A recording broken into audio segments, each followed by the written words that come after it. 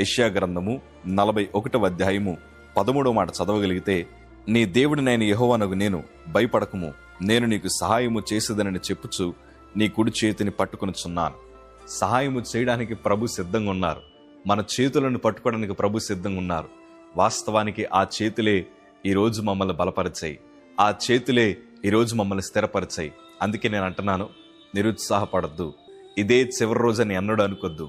దేవుడు నూతన ప్రారంభాన్ని, నూతన ఆశీర్వాదాన్ని ఖచ్చితంగా నా ప్రభు మీకు దయచేస్తారు. అంతెందుకు, మీరు ఎక్కడైతే ఓడిపోయారో, ఒంటరిగా మిగిలిపోయారో, అదే స్థలంలో అందరి మధ్యన ఘనమైన పాత్రగా ప్రభు చేస్తాడు.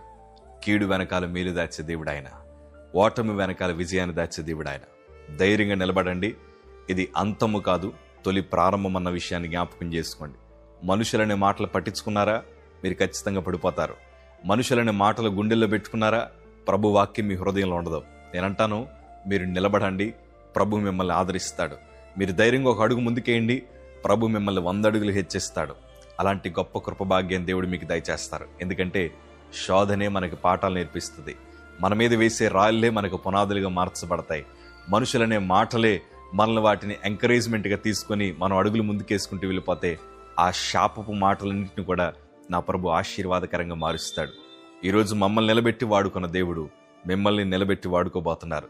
ఇది అంతము కాదు, మన తొలి ప్రారంభం.